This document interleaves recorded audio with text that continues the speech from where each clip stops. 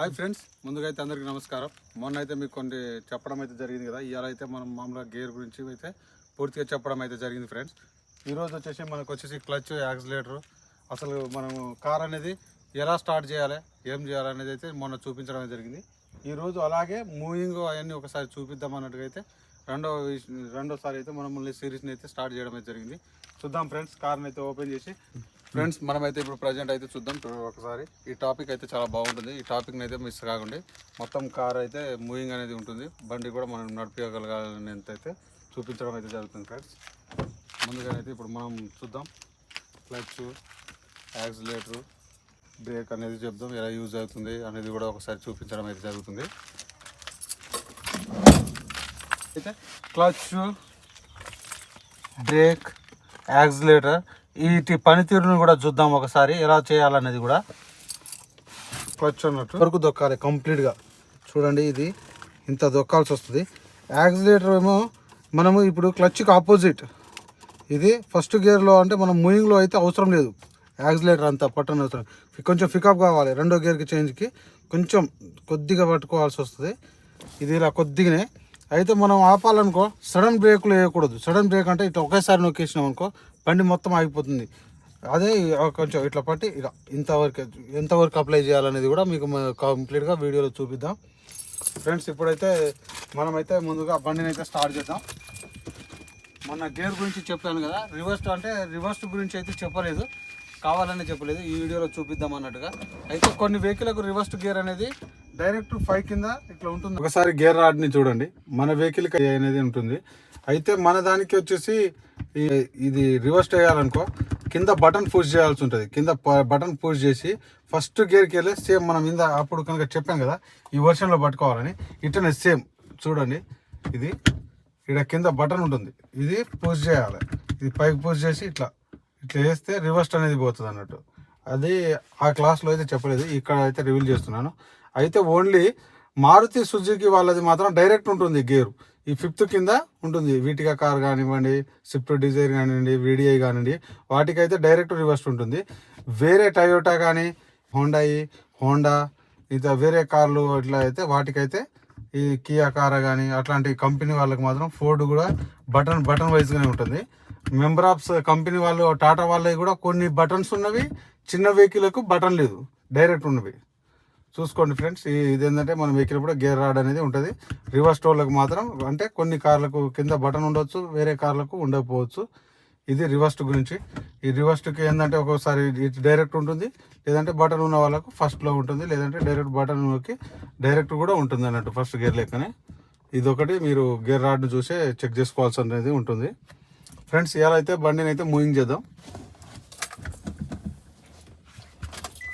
First బండి start చేయాలంటే మనం సీట్ బెల్ట్ అయితే కంపల్సరీగా ధరించుకోవాలి. సీట్ బెల్ట్ వేసుకున్నాక ఇప్పుడు ప్రజెంట్ మూవింగ్ అనేది ఉంటుంది. చూడండి ఫ్రెండ్, ఒకసారి మూవింగ్ ఎలా ఉంటుంది అనేది. ఇది హ్యాండ్ బ్రేక్ తీసేటప్పుడు చెప్పాను కదా, బ్రేక్ మీద కాలు కంపల్సరీగా పెట్టాల్సి వస్తుంది. ఇప్పుడైతే బండిని అయితే మనం స్టార్ట్ చేద్దాం. మూవింగ్ అనేది ఒకసారి చూడండి. క్లచ్ అంటే మనకు ఇప్పుడు మనం వదులుతున్నాం కదా, క్లచ్ వదులుతున్నప్పుడు ఎక్కడ మనం మూవింగ్ అనేది ఒకసారి చూడండి. ఇలా ఫస్ట్ గేర్ వేసుకోవాలి. ఫస్ట్ గేర్ వేసుకొని యాక్సిలేటర్ తొక్కన అవసరం లేదు, మనం క్లచ్ వదిలితే సరిపోతుంది. క్లచ్ వదులుతున్నాం, బండి మూవ్ అవుతుంది. ఇట్లా ఒక బ్రేక్ ఎట్లా వరకు అప్లై చేయాలో ఒకసారి చూడండి.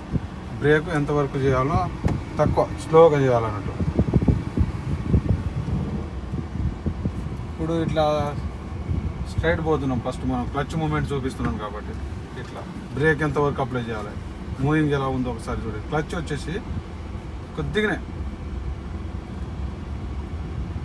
ఈ పెడల్స్ అనేది, ఆ క్లచ్ పెడల్స్ అనేది ఎంతవరకే అప్లై చేయాలో అంతవరకే చేయాలి, ఎక్కువ చేయకూడదు.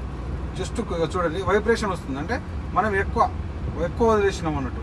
బండి మొత్తం ఒక చూడండి, డాష్ బోర్డ్ కూడా వైబ్రేషన్ వస్తుంది.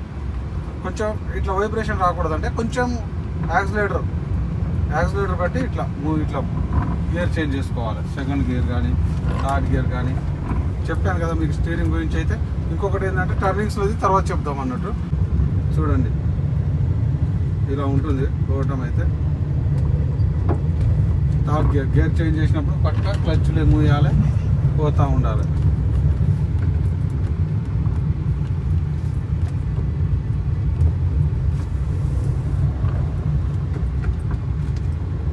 క్లచ్ దొక్కి గేర్ చేంజ్ చేసుకోవాల్సి వస్తుంది. క్లచ్ దొక్కి బ్రేక్ కూడా టచ్ చేయాలి.